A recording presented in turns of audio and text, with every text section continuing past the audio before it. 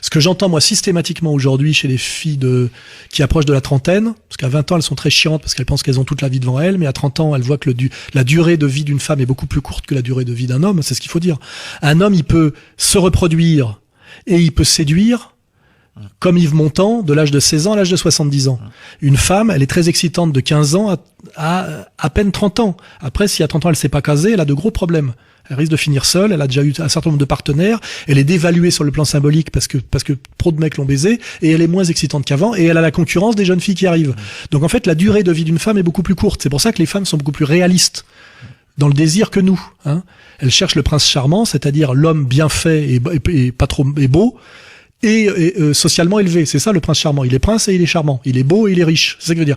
Parce que c'est le meilleur reproducteur pour elle.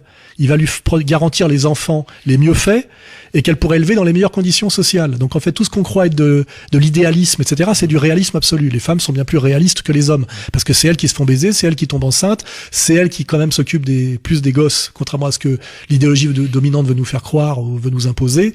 Et elles sont beaucoup moins dans elles sont obligées d'être dans la réalité beaucoup plus que nous. Et elles savent aussi, ou si elles le savent pas, elles le découvrent à leurs dépens, qu'elles ont une durée de séduction, et donc une durée où sur le marché de l'offre, elles ont beaucoup d'avantages, beaucoup plus courte. La femme est la reine du jeu de 15 ans à 27, 28 ans. Elle rentre dans les boîtes de nuit, tout le monde la veut, tout le monde fait semblant de la trouver intéressante, les hommes se battent pour elle. Mais l'homme, lui, jeune, en prend plein la gueule. Le mec de 18 ans, il est dominé par les mecs de 30 ans qui ont plus de moyens et plus de virilité. Les femmes de son âge veulent des mecs plus vieux, parce que la fille de 18 ans veut un mec de 30, pas un mec de 18. Donc il en prend plein la gueule, le jeune. Donc, sauf s'il est très malin, très beau, très viril, etc., très riche, etc. Mais petit à petit, il compense son handicap, et après, c'est lui qui a l'avantage. Vous voyez, un type de 45 ans qui a une belle réussite sociale peut à la fois avoir la mère et la fille, je le dis honnêtement. C'est-à-dire, il peut avoir la femme de 45 ans et sa fille de 20 ou 25, en gros. Et donc, plus le temps passe, plus l'homme devient le gagnant du jeu.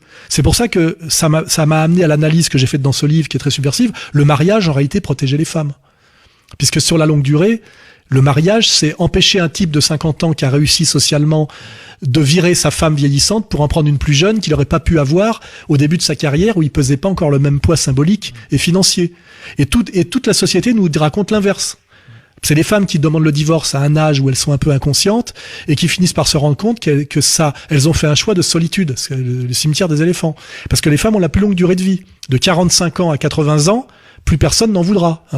C'est pour ça que dans les sociétés nordiques et les sociétés protestantes riches, les femmes d'un certain âge vont se faire baiser contre de l'argent par des noirs à Saint-Domingue, ou font du tourisme sexuel inversé en Afrique. Parce que effectivement, il n'y a plus que des pauvres qui ont besoin d'argent pour accepter, des pauvres jeunes pour accepter de les baiser. Des emmerdeuses. Imagine une emmerdeuse protestante allemande ou suisse-allemande ou d'un pays nordique. Il y a qu'un Jamaïcain ou un Dominicain qui a besoin de pognon pour accepter de la baiser. Et lui prend $500. Prof de salsa, quoi. Il lui prend $500, et il a raison.